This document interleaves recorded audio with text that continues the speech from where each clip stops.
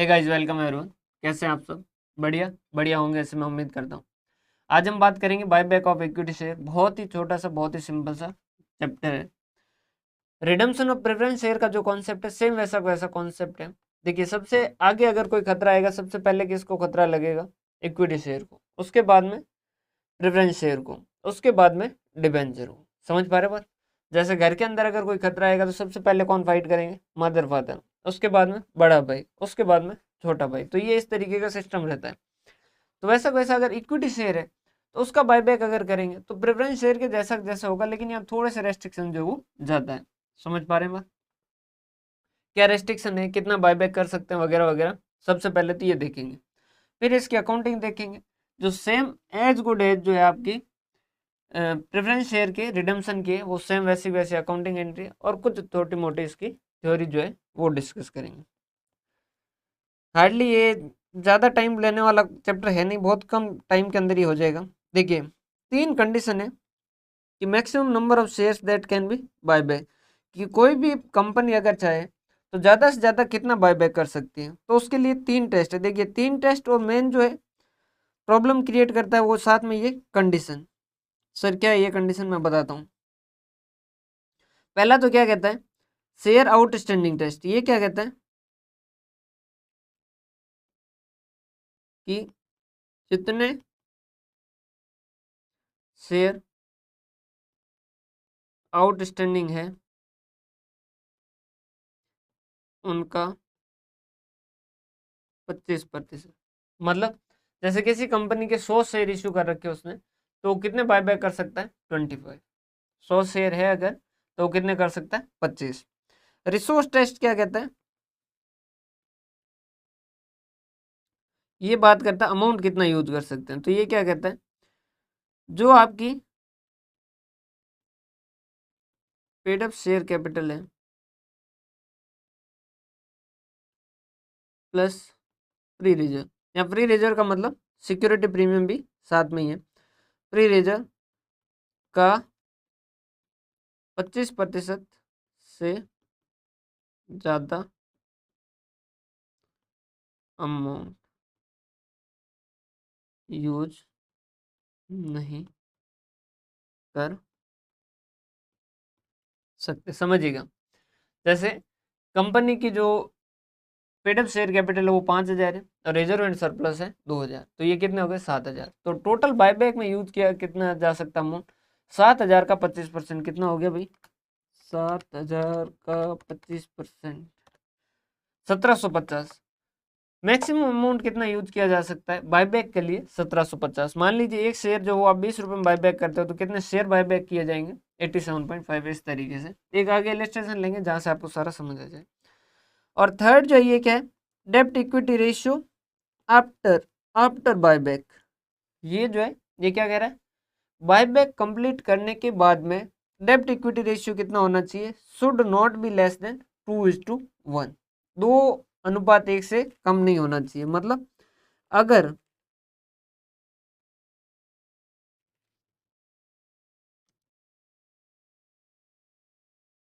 समझिएगा, यहाँ पर मैं एक सेकेंड है ना, थोड़ा सा करेक्शन कर ले। Should not be more than है ना, should not be more than 2:1। समझिएगा, ध्यान से समझिएगा।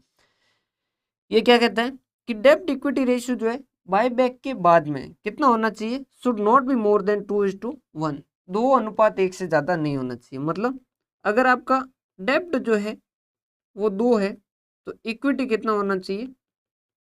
कम से कम 1 होना चाहिए। मतलब सिंपल लैंग्वेज में बताऊं?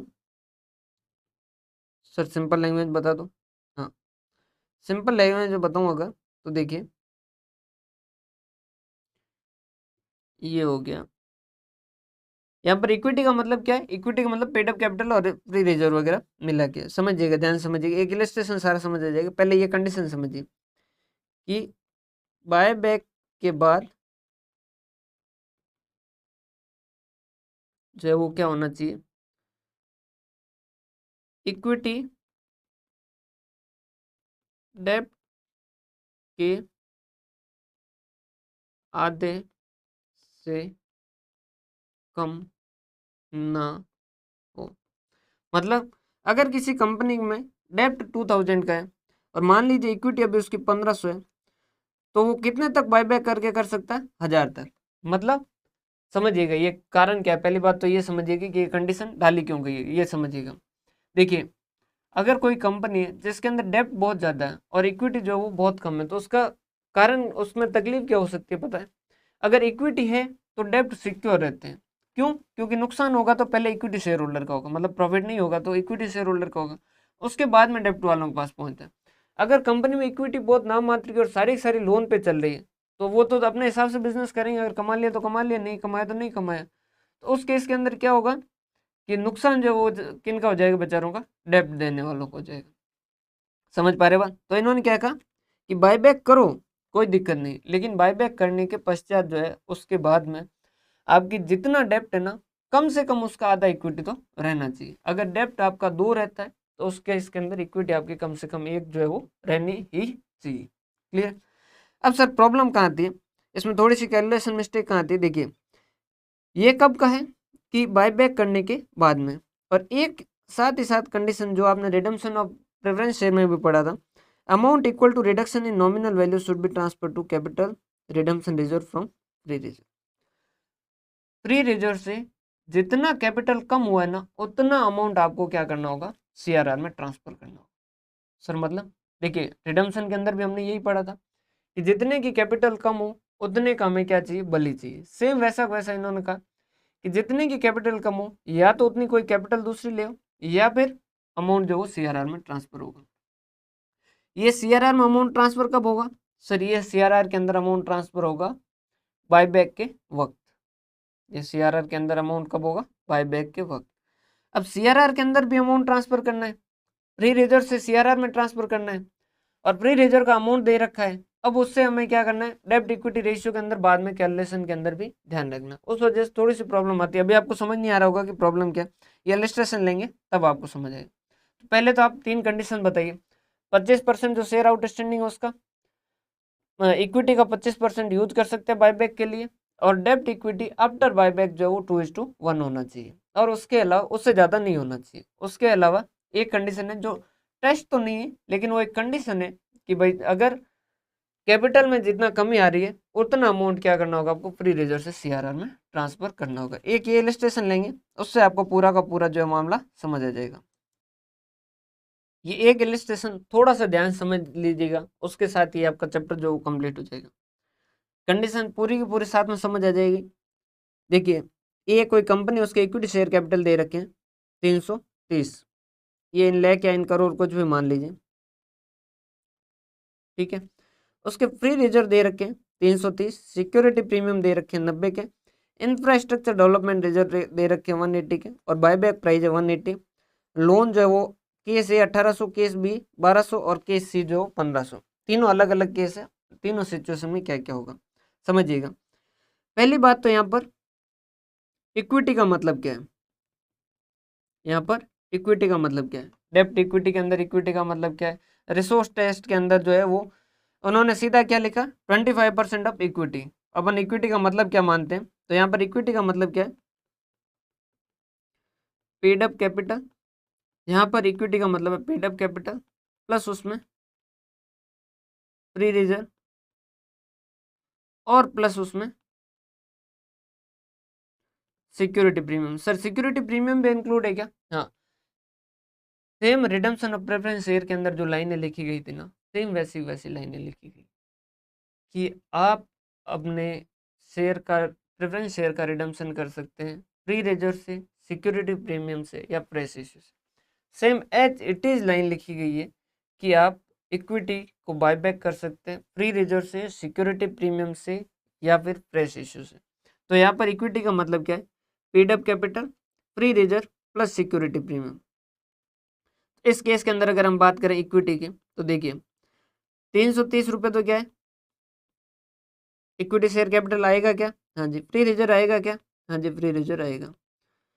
सिक्योरिटी प्रीमियम आएगा क्या? हाँ जी, सिक्योरिटी प्रीमियम आएगा। इंफ्रास्ट्रक्चर डेवलपमेंट या कोई भी पर्टिकुलर नाम से लिखा गया है तो वो जो है वो उसी पर्पज के लिए होते हैं, तो वो फ्री रिजर्व के अंदर नहीं आते। तो ये कितना हो गया? 330, 330, 660 और 750 रुपये, 750 रुपये। अब ध्यान से समझिएगा, टेस्ट 1 पे आते हैं। टेस्ट 1 का नाम क्या है? शेयर। अगर इन्होंने पूछा है कि आप कितना कर सकते हैं, तो देखिए शेयर आउटस्टैंडिंग टेस्ट, ये क्या कहता है, कितने शेयर आपके आउटस्टैंडिंग है। तो देखिए 330 है, एक शेयर 10 का है, मतलब कितने, 33 शेयर इश्यू है। इन करोड़ है या इन लाख, जो भी मानो आप, तो 33 शेयर है, उसका 25% बायबैक कर सकते हो। टोटल आपके 33 शेयर इशू कर रखे हैं, उसका 25% कितना हो गया, 8.25। 8.25 इन करोड़ ही कर देते हैं, ये सारा मान लीजिए इन करोड़ से। तो 8.25 करोड़ शेयर जो आप क्या कर सकते हो, बायबैक कर सकते हो। सर एक बार वापस बता दीजिए। देखिए 330 पेड अप शेयर कैपिटल है, वो कह रहा है एक शेयर 10 का है, मतलब कितने हो गए, 33 करोड़ शेयर है। जितने शेयर आउटस्टैंडिंग उनका 25% बायबैक किया जा सकता है। 33 का 25% मतलब 8.25 करोड़ बायबैक किया जा सकता है। ये तो हो गया आपका टेस्ट 1। टेस्ट 2 क्या कहते हैं, रिसोर्स टेस्ट। ये क्या कहता है, amount can be utilize, amount कितना यूटिलाइज किया जा सकता है, तो कहता है 25% of equity, of equity.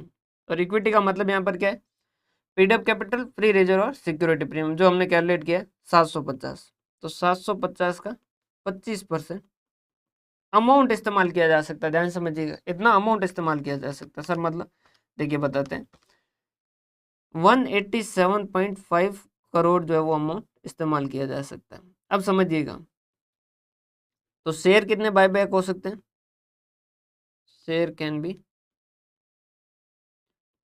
Buyback कितने हो सकते हैं, 187.5। और एक शेयर आप कितने पे बायबैक करें, 30 रुपए पे। सर शेयर ज़्यादा पे क्यों बायबैक करते हैं, बायबैक उस पे करना होगा जिस जो मार्केट वैल्यू चल रही है उसके हिसाब से, समझ पा रहे बात। तो ये 30 रुपए में चल रहा है, तो ये 30 के हिसाब से आपने किया, डिवाइडेड बाय 30, कितना, 6.25 करोड़ शेयर जो बायबैक किए जा सकते हैं। दो कंडीशन। अब तीसरी कंडीशन जो है वो ध्यान से समझिएगा, डेब्ट इक्विटी रेशियो। टेस्ट आ गया 3। सर इसमें क्या प्रॉब्लम है, इसमें देखिए क्या प्रॉब्लम है, डेब्ट इक्विटी रेशियो। सबसे पहले तो डेब्ट लिखिए, जिसका सर 3 केस दे रखे हैं, ए, बी और सी। वो कह रहे हैं अगर 1800 करोड़ हो डेब्ट तो कितना, अगर 1200 करोड़ हो तो कितना, और 1500 करोड़ हो तो कितना।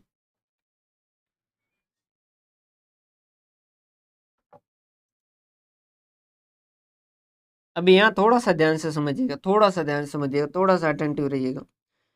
रिक्वायर्ड इक्विटी आफ्टर बायबैक, ये क्या कहता है कि डेब्ट इक्विटी रेशियो 2:1 से ज्यादा नहीं होना चाहिए। इसका मतलब क्या है कि कम से कम डेब्ट का आधा जो वो इक्विटी होना चाहिए। मैं लिख देता हूँ, इसका मतलब क्या है, कम से कम डेब्ट डिवाइड बाय 2 इक्विटी, या इसको फिर कंफ्यूज हो गया आपके, डेब्ट का आधा इक्विटी रहना चाहिए बायबैक के बाद। समझ पा रहे हैं बात, हाँ जी सर। तो रिक्वायर्ड इक्विटी आफ्टर बायबैक कितना चाहिए, इसका आधा मतलब कि 900 करोड़, 600 करोड़ केस बी है तो 600 करोड़, और ये 750 करोड़। अब लिखो प्रेजेंट इक्विटी, अभी लिखो प्रेजेंट इक्विटी। अभी कितनी इक्विटी है सर, अभी इक्विटी है, हमने कैलकुलेट की थी 750, अभी इक्विटी कितनी है 750। अब यहाँ पर ध्यान समझिएगा, बायबैक के बाद कम से कम 900 करोड़ की इक्विटी चाहिए पहले केस में। बायबैक के बाद में कम से कम 900 करोड़ की इक्विटी चाहिए। अभी आपकी इक्विटी है कितनी? अभी 750 ही है। क्या आप और बायबैक कर सकते हैं क्या? नहीं। बायबैक मतलब और कम करेंगे, तो क्या और कम कर सकते हैं क्या? नहीं। हम तो पहले ही डेब्ट इक्विटी रेशियो की बैंड बजा के बैठे हैं। मतलब कम से कम इक्विटी आपकी बायबैक के बाद 900 होनी चाहिए, अभी है ही 700। तो क्या और बायबैक किया जा सकता है क्या? यहाँ पर बायबैक नहीं किया जा सकता। केस थर्ड में बायबैक के बाद में कम से कम इक्विटी 750 होनी चाहिए, और अभी है ही कितनी? 750। तो क्या कुछ भी बायबैक कर सकते हैं क्या? नहीं। कुछ भी बायबैक किया तो कम हो जाएगी 750। यहाँ बायबैक कर सकते हैं क्या? नहीं। ध्यान से समझिएगा बी वाला केस। कम से कम 600 करोड़ की इक्विटी होनी चाहिए बायबैक के बाद, अभी कितनी? 750। बायबैक के बाद कम से कम कितनी इक्विटी होनी चाहिए? 600, और अभी है कितनी? 750। तो हम 150 करोड़ जो है वो क्या कर सकते हैं? इस्तेमाल कर सकते हैं किसके लिए? बायबैक के लिए। 150 करोड़ किसके लिए? बायबैक के लिए। अब यहाँ पर समझने वाली बात ये है, समझने वाली बात सर क्या है, तो मैं आपको बता दूं भाइयों। देखो, इसमें समझने वाली बात ये है कि यहाँ एक कंडीशन साथ ही साथ आपकी ट्रिगर होती है, जिस वजह से इस चैप्टर में थोड़ा बहुत रस जो है वो इसी बात का है। वो क्या कहता है? Amount equal to reduction in nominal value should be transfer to capital redemption reserve from CRR. वो कहता है कि कुछ अमाउंट जो वो क्या करना होगा आपको। ब्लैंक पेज कहाँ ऐड हो गया भाई?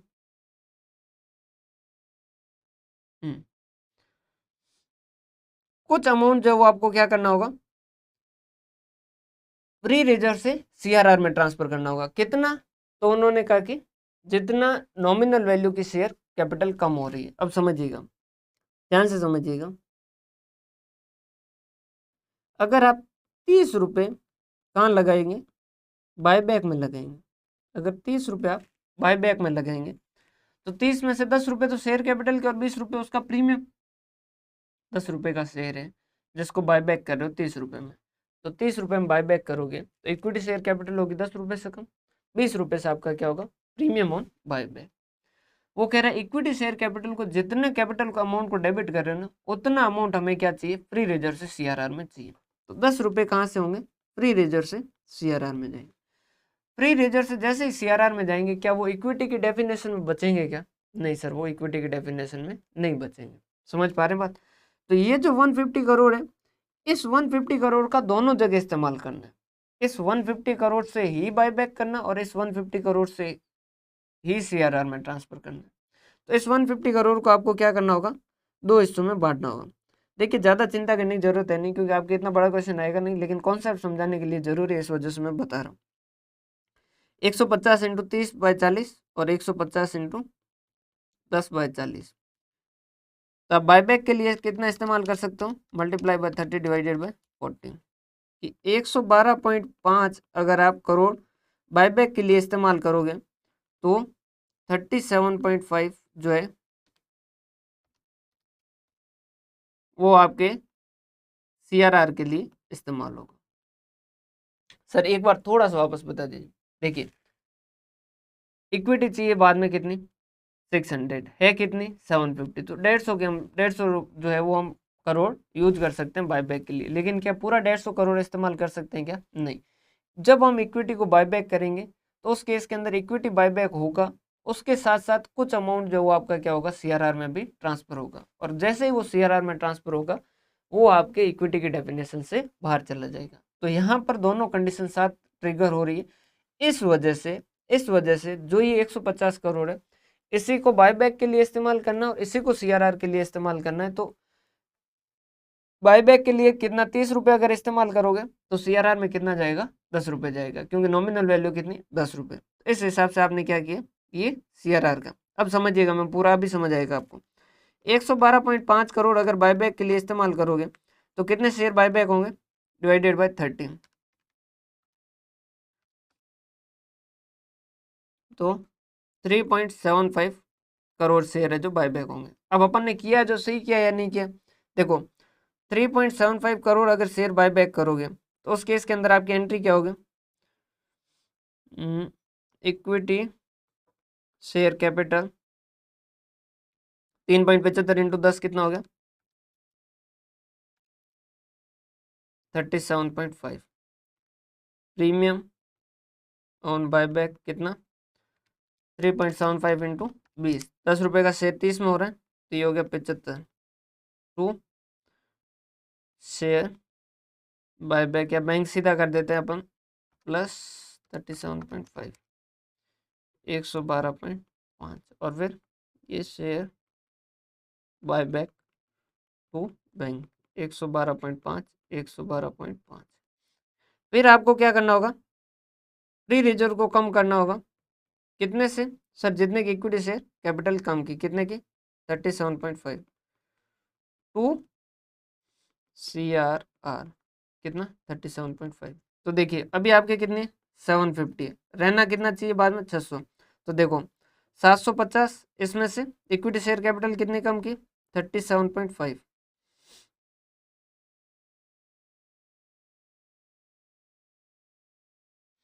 ये प्रीमियम जो है ये आगे किससे राइट ऑफ होगा, ये भी फ्री रेजर से, ये देखिए यहाँ पर दे रखा है फ्री रेजर या सिक्योरिटी प्रीमियम से, तो ये जो है ये भी कम होगा आपके फ्री रेजर और सिक्योरिटी प्रीमियम से, मतलब इक्विटी की डेफिनेशन से बाहर जाएगा, और ये जो 37.5 फ्री रेजर से कम हो, तो अल्टीमेटली आपकी इक्विटी में कितना कम हो गया 750 माइनस 37.5 माइनस 75 माइनस 37.5, तो आपकी इक्विटी कितनी बची 600, और रिक्वायर्ड इक्विटी कितनी मिनिमम 600। तो ये इस तरीके से क्या होती है, 3 कंडीशन है और उसके साथ साथ एक CRR की कंडीशन है। उम्मीद करता हूँ यहाँ तक की बात आपको समझ आई होगी, क्लियर है। अब वापस आपके एग्जाम के लिए रिवीजन, देखिए जितने शेयर आउटस्टैंडिंग उनका 25%, जितने रिसोर्स है मतलब इक्विटी उसका 25% इस्तेमाल कर सकते हैं। बायबैक के बाद डेब्ट equity ratio should not be more than 2:1, मतलब इक्विटी जो है वो डेब्ट के कम से कम आधी होनी चाहिए। Is it okay. उसके अलावा जितना शेयर नॉमिनल वैल्यू में कमी आती है उतना आपको क्या करना है CRR में ट्रांसफर करना है। अब अकाउंटिंग बहुत आसान सी है, जैसा आपने रिडम्पशन में पढ़ा ना सेम वैसा वैसा, equity share capital premium to equity share buyback to bank, और प्रीमियम को कैसे राइट ऑफ कर सकते हैं फ्री रिजर्व या सिक्योरिटी प्रीमियम से, और इक्विटी शेयर कैपिटल को सेम जैसा रिडम्पशन ऑफ प्रेफरेंस शेयर में सेम वैसा वैसा या तो CRR में ट्रांसफर करो या फ्रेश इश्यू करो या combination of A and B, जो अपन ने वहां पर सीखा सेम वैसा का वैसा यहाँ पर है, क्लियर। कुछ ये प्रोविजन है जो आपके लिए थोड़े से जानने लायक है। 68A जो है वो क्या कहता है, बायबैक कर सकते हो फ्री रिजर्व और सिक्योरिटी प्रीमियम या फ्रेश इश्यू या इनके कॉम्बिनेशन से। 68(2) क्या कहता है, कंडीशन फॉर बायबैक, जो हमने ऊपर पढ़ा वो। 69(1) कहता है कैपिटल रिडम्पशन रिजर्व के अंदर अमाउंट ट्रांसफर करने के लिए, और सेक्शन 43 क्या कहता है, डिफरेंशियल राइट के इक्विटी शेयर जो वो इश्यू कर सकते हो, मतलब जैसे आपने क्या किया सिंगल और डबल जो है उसके हिसाब से डिविडेंड राइट के हिसाब से दे दिया। तो डबल वाले में क्या होगा, जैसे एक 10 रुपये का शेयर सिंगल का और एक 10 रुपये का डबल का, तो उस केस के अंदर डबल वाले को क्या किया जाएगा, डिविडेंड है जो डबल दिया जाएगा। डिविडेंड डबल दिया जा सकता, मतलब अलग दिया जा सकता है, वोटिंग राइट अलग दिया जा सकता है, ऐसा जो है वो इश्यू कर सकते हैं। लेकिन ऐसा करने से आपके लिए कुछ कंडीशन, ये देखिए equity share with voting right या with differential right. Preference share capital के अंदर अगर कभी क्वेश्चन कहते हैं कि हम उसे डिफरेंशियल राइट के साथ इश्यू करना चाहते हैं, वहाँ नहीं हो सकता। डिफरेंशियल राइट के जो शेयर है वो टोटल मिला के 26% से ज़्यादा नहीं होने चाहिए, और माइनॉरिटी को प्रोटेक्शन देने के लिए कि अगर 10% से कम 10% से ज़्यादा जिन्होंने शेयर होल्ड कर रखे हैं और उनको ये डिफरेंशियल शेयर इश्यू करने से प्रॉब्लम है। देखिए पहली बात तो ये समझिए डिफरेंशियल क्यों इश्यू किया जाता है। कुछ जैसे लोग हो गए जिनको हम कुछ ज़्यादा फायदा देना चाहते हैं, जैसे वो कंपनी में कोई हार्ड वर्क कर रहा है उसको देना चाहते हैं, या किन पर्टिकुलर क्लास के लोग हैं जिनको हम ज़्यादा देना चाहते हैं, पर्टिकुलर सिचुएशन में हेल्प करने पर हम ज़्यादा देना चाहते हैं, तो वहाँ पर हम दे सकते हैं। लेकिन वो कह रहे हैं कि डिफरेंशियल राइट वाले जो टोटल शेयर है वो 26% से ज़्यादा नहीं होने चाहिए। और जैसे डिफरेंशियल शेयर वाले राइट इशू किए, अब ऐसा तो फिर आराम से करेंगे कैसे, जैसे मेरे पास जो है वो 60% शेयर है, तो मैं तो काफ़ी ज़्यादा होल्ड कर रहा हूँ, तो मैंने क्या किया, मैंने कहा कि मेरे जो 60% वाले हैं वो क्या करेंगे, उनको आज से डबल राइट होगा। जाहिर सी बात है मैंने रेजोल्यूशन पास करवा दिया। अब उस केस के अंदर जो बाकी वाले उनके साथ चीटिंग हो रही है, तो उस केस के अंदर 2 रेस्ट्रिक्शन लगे, एक तो मैक्सिमम 26% से ज़्यादा पे नहीं हो सकता, और दूसरा कि अगर आपत्ति है किसी को, और आपत्ति के लिए क्या होना चाहिए, आपके पास कम से कम 10% इश्यूड शेयर कैपिटल जो आप होल्ड कर रहे हैं, और आपको आपत्ति है, तो आप जा सकते हैं ट्रिब्यूनल में, वहाँ पर केस कर सकते हैं और आप अपना मुआवजा ले सकते हैं। ये हमने देख रखा, preference share holder restrictive right only on resolution, जो डायरेक्टली उनको अफेक्ट करते हैं। Any resolution for winding up का फॉर द पेमेंट और रिडक्शन इट्स इक्विटी और प्रेफरेंस शेयर कैपिटल। और release of preference share holder restrictive voting right 2 years और मोर, सारे के सारे रेजुलेशन में वो वोट दे पाएंगे। जैसे प्रेफरेंस शेयर होल्डर है, उसका 2 साल से अगर उन्हें डिविडेंड नहीं दिया गया तो उसके बाद में तीसरे साल से वो भी इक्विटी शेयर होल्डर के जैसा वोट करेंगे और सब कुछ करेंगे। क्लियर? तो ये आपका बायबैक का चैप्टर कंप्लीट होता है। 2 मिनट में एक बार रिवाइज कर लें क्या? हाँ जी सर, 2 मिनट में रिवाइज करवा दीजिए। मैक्सिमम 3 कंडीशन, सबसे पहला शेयर आउटस्टैंडिंग 25%, फिर रिसोर्स टेस्ट इक्विटी का 25% इस्तेमाल कर सकते हैं, डेब्ट इक्विटी 2:1 से ज़्यादा ना हो, सीआरआर के अंदर ट्रांसफर होगा जितना नॉमिनल वैल्यू में कमी है। Accounting equity share capital account debit और premium capital account premium on buyback debit, जो प्रीमियम है वो फ्री रिजर्व या सिक्योरिटी प्रीमियम से राइट ऑफ करेंगे। और इक्विटी शेयर कैपिटल 3 केस है, तीनों में से कुछ भी कर सकते हो, या तो सीआरआर में ट्रांसफर कर दीजिए या नए शेयर इशू कर दीजिए, या कॉम्बिनेशन इन दोनों का, थोड़ा मतलब सीआरआर में थोड़ा नया इशू करके कर दीजिए। ये पढ़े।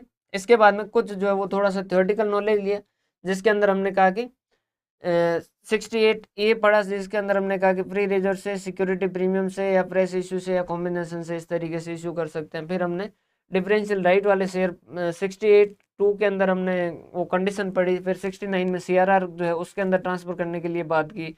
उसके बाद में हमने डिफरेंशियल वोटिंग राइट वाले बात की कि इक्विटी जो है वो नॉर्मल वोटिंग राइट और डिफरेंशियल वोटिंग राइट वाले शेयर इशू कर सकते हैं। Differential as to dividend as to voting right वगैरह वगैरह इशू कर सकते हैं, लेकिन प्रेफरेंस शेयर में ऐसा नहीं कर सकते। मैक्सिमम 26% कर सकते हैं, और अगर 10% से ज़्यादा जो शेयर कैपिटल होल्ड कर रखे हैं उनको अगर आपत्ति है तो वो ट्रिब्यूनल के अंदर जा सकते हैं। ये सारी बातें थी, और कुछ बात रह तो नहीं की। हाँ, प्रेफरेंस शेयर होल्डर के लिए कब को वो वोट दे सकते हैं, और अगर 2 साल उनको डिविडेंड नहीं दिया जाता तो उनके बाद के अंदर वो सारे पे रेजुलेशन पे वोट दे सकते हैं। नहीं तो वो 4 रेजुलेशन, एक तो जो डायरेक्टली उनके अफेक्ट हो, एक वाइंडिंग अप, एक उनके बायबैक ऑफ इक्विटी शेयर और प्रेफरेंस शेयर है, और एक कौन सा रहेगा फॉर द रीपेमेंट, उनको जब रीपेमेंट है तो उससे रिलेटेड।